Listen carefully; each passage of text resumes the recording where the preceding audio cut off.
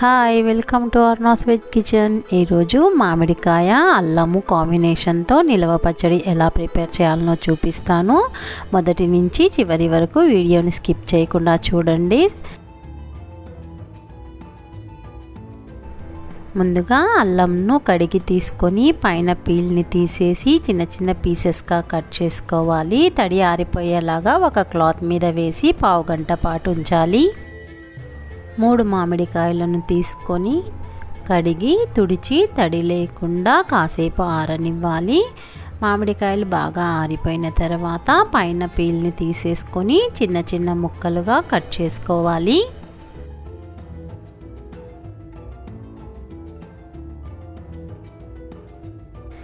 ముక్కలను కొలుచుకోవటానికి కప్పు లేదా గిన్నె ఏదైతే వాడుతున్నామో మిగిలిన ఇంగ్రీడియంట్స్ అన్నీ కూడా దాంతోనే మెజర్ చేసుకోవాలి. నేను తీసుకున్న మామిడికాయలకు 4 కప్పుల ముక్కలైతే అయినాయి. వీటిని మిక్సీ జార్లోనికి వేసుకోవాలి. ఇందులోనికి 2 కప్పుల అల్లం ముక్కలను యాడ్ చేసుకోవాలి. మూత నుంచి మెత్తగా మిక్సీ పట్టుకోవాలి. మధ్యలో ఎక్కడ కూడా పలుకులు అనేవి ఉండకుండా చూసుకోండి. దీనిని ఒక గిన్నెలోనికి వేసుకొని సన్నగా తురిమిన 2 కప్పుల బెల్లాన్ని యాడ్ చేసుకోవాలి.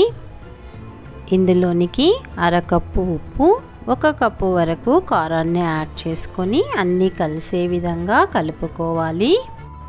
ఇంతవరకు నా ఛానల్ని సబ్స్క్రైబ్ చేసుకొని వాళ్ళు సబ్స్క్రైబ్ చేసుకొని బెల్ సింబల్ని నొక్కి యాక్టివేట్ చేయండి.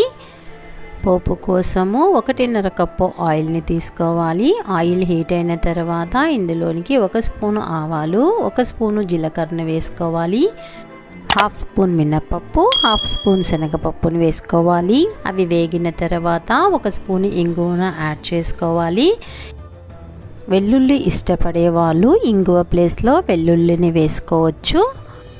ఫ్లేము ఆఫ్ చేసిన తర్వాతనే ఇంగువను యాడ్ చేయండి, లేదంటే మాడిపోతుంది.